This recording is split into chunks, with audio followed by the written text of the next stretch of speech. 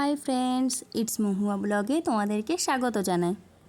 আশা করছি তোমরা খুব ভালো আছো। আমিও খুব ভালো আছি। চলে এসেছি নতুন আর একটা রেসিপি নিয়ে।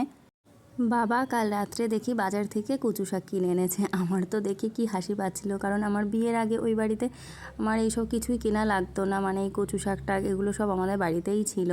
তো কী আর করা যাবে, যেখানে পাওয়া যায় না সেখানে তো কিনে খেতেই হবে। তো আমাদের বাপের বাড়িটা ছিল গ্রামে, সেজন্য কোনো কিছু কেনা লাগতো না।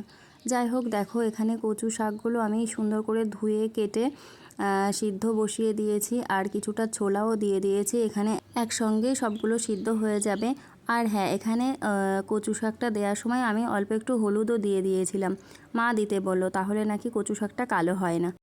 আমি যে পরিমাণ কচু শাক নিয়েছি, তো সবটা একসাথে ভাপাতে পারিনি আমি, তো কিছুটা দিয়ে আমি ঢাকা দিয়ে রেখেছিলাম। এবার দেখো এইটা কিছুটা নরম হয়ে গেলে বাকি কচু শাকটুকু আমি দিয়ে আবার ঢেকে দেব। কচু শাকটা আমি আজ প্রথম রান্না করছি, কারণ তোমরা সবাই জানো বিয়ের আগে সবাই সেরকমভাবে কেউ রান্নাবান্না করে না।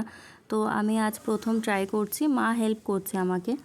তো আমি আগে যেটুকু রান্নাবান্না জানতাম, তারপরে এখন যেটুকু রান্নাবান্না নতুন শিখছি, সবগুলোই তোমাদের সাথে শেয়ার করার চেষ্টা করি।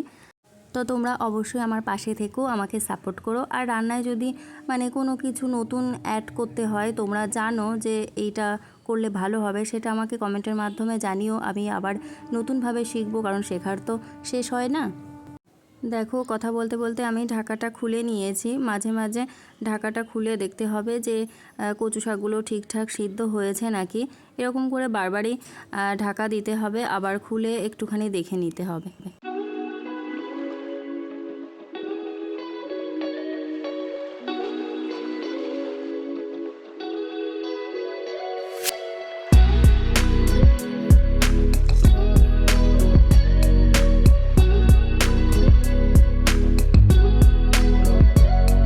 তো তোমরা দেখতেই পাচ্ছ কচু শাকগুলো আমার ঠিকঠাকভাবে ভাপানো হয়ে গেছে, সিদ্ধও হয়ে গেছে। এবার এরকম একটা ঝুড়িতে এগুলো আমি ঢেলে নেব। ঝুড়িতে রেখে কচু শাকের জলগুলো ওদিকে ঝরে যাবে, আর এদিকে কড়াইটা পরিষ্কার করে আমি পরিমাণ মতো তেল ঢেলে দেব, আর কয়েকটা শুকনো লঙ্কা আর 5 ফোড়ন আমি দিয়ে দেব। সেই সঙ্গে 2টো তেজপাতাও আমি হাত দিয়ে ছিঁড়ে দিয়ে দিয়েছি। এবার একটা নারকেলের অর্ধেকটা আমি কুড়িয়ে রেখেছিলাম, সেগুলো দিয়ে দেব। এবার সবগুলোকে বেশ ভালোভাবে নাড়িয়ে চাড়িয়ে নিতে হবে। একটুখানি নাড়িয়ে চাড়িয়ে নিয়ে এখানে 3টে পাকা লঙ্কা দিয়ে দিয়েছি। নারকেল কোড়াটাকে না বেশ একটুখানি হালকা ব্রাউন করে ভেজে নিতে হবে, তাহলে নারকেল থেকে সুন্দর গন্ধটা বেরোবে।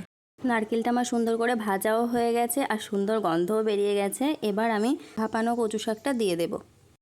কচু শাকটা দেওয়ার পর নারকেলের সাথে সুন্দর করে মিশিয়ে দিতে হবে খুন্তি দিয়ে ভালোভাবে।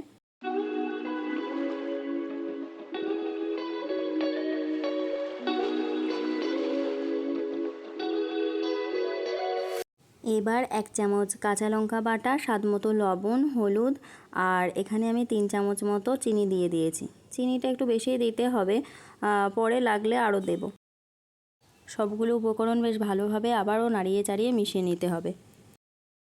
কচু শাকটা যেহেতু একটু ঘেঁটা ঘেঁটাই হয়, তো মা দেখো হাতা দিয়ে সুন্দর করে একটুখানি ঘেঁটে দিয়েছে কচু শাকগুলো। তারপরে কড়াইতে রেখে রেখে কচু শাকের যে জলটা সেটা শুকিয়ে নিতে হবে। এই সময় কোনো মতেই গ্যাসের ফ্লেমটা হাইতে রাখা যাবে না, অল্প আঁচে রেখে রেখে জলটা শুকিয়ে নিতে হবে। শাকের থেকে জলগুলো যখন একটু শুকিয়ে আসবে, তখন ভাজা জিরে গুঁড়ো দিয়ে বেশ সুন্দর করে আবার নাড়িয়ে চাড়িয়ে একটুখানি ঘেঁটে দিতে হবে। দেখো জিরে গুঁড়ো দেওয়ার পর আমি সুন্দর করে মিশিয়ে নিয়েছি খুন্তি দিয়ে কচু শাকটা।